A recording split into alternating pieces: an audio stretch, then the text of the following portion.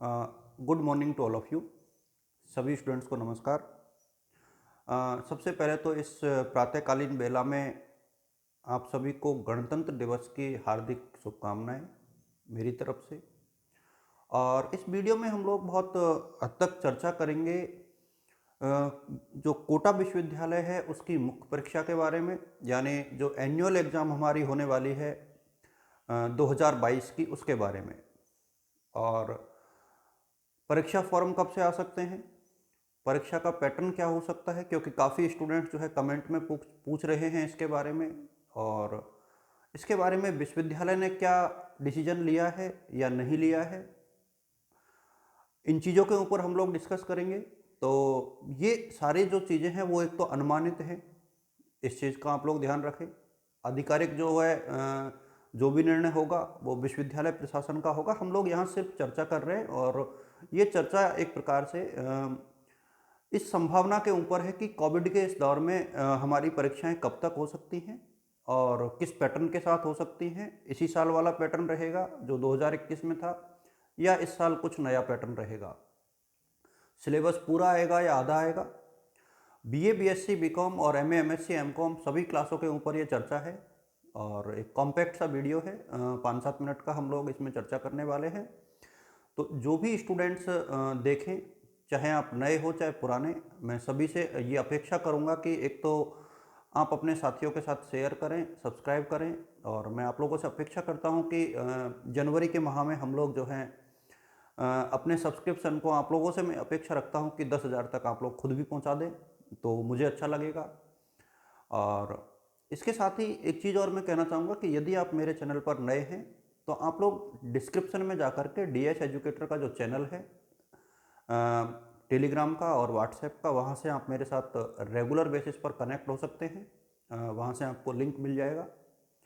इसके बाद हम लोग इस चर्चा को आगे बढ़ाते हैं। देखिए, मुख्य परीक्षा 2022 रेगुलर और प्राइवेट दोनों के फॉर्म एक साथ आते हैं। एक तो इस चीज़ का आप लोग अपने दिमाग में से डाउट जो है निकाल दें कि किसी भी प्रकार से इसमें कोई चेंजेज है।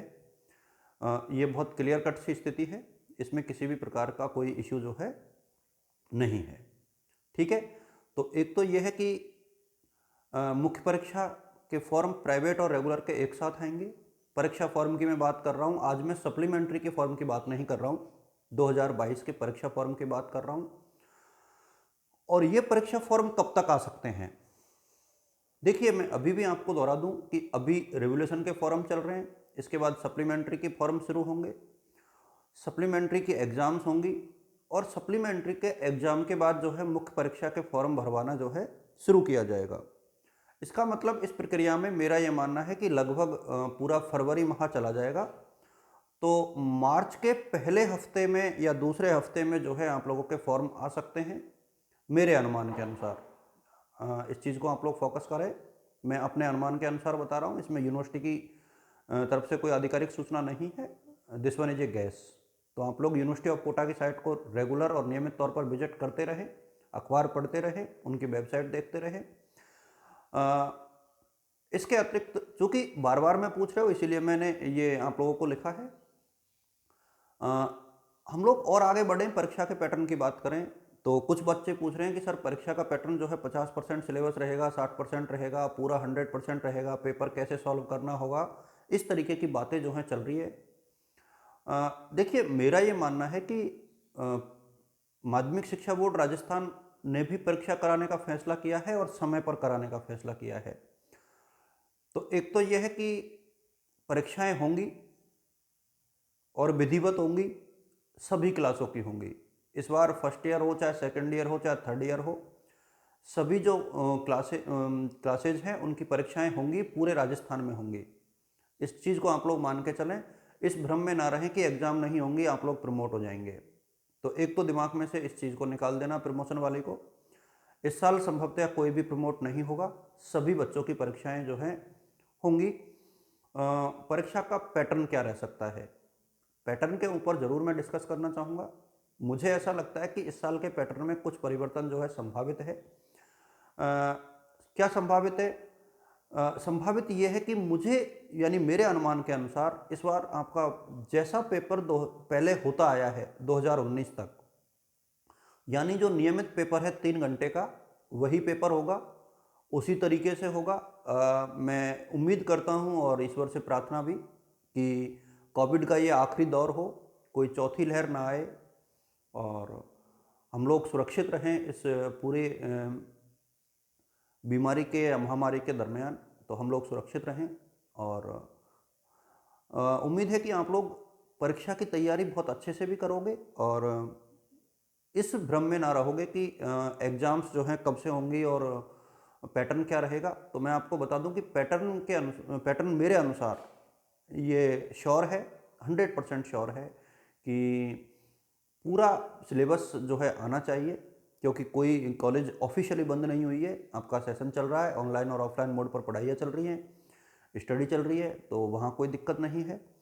और इसीलिए मुझे यही लग रहा है कि इस बार सिलेबस पूरा होगा, 3 घंटे का होगा। जैसे पहले पेपर होते आए हैं वैसे के वैसे ही होंगे, उसमें किसी भी प्रकार का चेंजेज नहीं होगा। तो एक तो ये चेंज, और दूसरा चेंज जो आप लोग सोच रहे हैं कि परीक्षा कब से शुरू हो सकती है, मुझे ऐसा लगता है कि अमूमन जो परीक्षाएं थी मार्च में शुरू होती थी, इस बार ये परीक्षाएं जो है 15 अप्रैल के आसपास शुरू हो सकती हैं। इसमें 2-5-7 दिन दाएं बाएं हो सकता है, लेकिन फाइनल ईयर की जो परीक्षाएं हैं वो मुझे ऐसा लगता है कि जब पहले शुरू होंगी। और फाइनल के जो पेपर हैं वो संभवतया, मैं दोबारा संभवतया शब्द का इस्तेमाल कर रहा हूँ और बार बार मैं इसलिए कर रहा हूँ क्योंकि बच्चे पूछते हैं बार बार में। तो आप लोग ये मान के चलें कि आप कट ऑफ डेट मान लें कि 15 अप्रैल के आसपास तो पेपर फाइनल के तो शुरू हो ही जाएंगे, क्योंकि जल्दी एग्ज़ाम कराना होता है, बीएड का पेपर होता है, पीटीईटी होता है, उसका रिजल्ट देना होता है, वो एक पूरी प्रक्रिया होती है। और उस पूरी प्रक्रिया को पूरा करने के लिए लगभग हर जो विश्वविद्यालय है राज्य का वो प्रयास करता है। और ये जो सीन है वो अमूमन सभी यूनिवर्सिटीज़ का रहेगा कि सिलेबस लगभग पूरा ही आएगा। पुराने पैटर्न पर शायद हम लोग लौटेंगे और एग्ज़ाम ज़रूर थोड़ी सी डिले हो सकती है महीने के आसपास, जैसा कि पहले मार्च में शुरू होती थी, संभवतः इस बार अप्रैल में शुरू हो। लेकिन पैटर्न जो है हम लोग पुराने पैटर्न पे जा रहे हैं। इस साल प्रमोशन नहीं होगा किसी भी स्टूडेंट्स का, क्योंकि स्कूल और कॉलेज जो है खुले हुए हैं। लगभग आंशिक तौर पर ही इनमें कुछ पाबंदियां लगाई गई थी, अदरवाइज ऐसा नहीं है कि कोई लॉकडाउन या फिर इन पे कोई स्थायी बैन लगा हो या स्थायी रूप से स्कूल कॉलेज बंद किए गए हों। आंशिक तौर पे कुछ पाबंदियां थी, लेकिन स्टडी जो है कंटिन्यूस रही। इस दौरान पढ़ाई जो है बाधित नहीं हुई है, तो सिलेबस के पूरे आने की संभावना है। तो हम लोगों को अब अपनी पढ़ाई को उसी हिसाब से कंप्लीट करना होगा जिस तरीके से कि सिलेबस को हम लोग कंप्लीट करें, और कोई क्या कहता है इसके ऊपर ज़्यादा ध्यान ना दें। चूँकि मैं कॉलेज में एज ए असिस्टेंट प्रोफेसर अपनी सेवाएं दे रहा हूँ, तो मेरा ये अपना मंतव्य है कि एग्ज़ाम होने भी चाहिए, जिससे कि आप लोगों का मूल्यांकन हो सके, आप खुद का मूल्यांकन कर सकें। आप सभी को मेरी तरफ से पुनः गणतंत्र दिवस की शुभकामनाएं और परीक्षा के लिए भी शुभकामनाएं। किसी भ्रम में ना जिएं। आप लोग परीक्षा की तैयारी जो है अपनी कंटिन्यूस रखें। शुभकामनाएं। All the best. जय हिंद, जय भारत।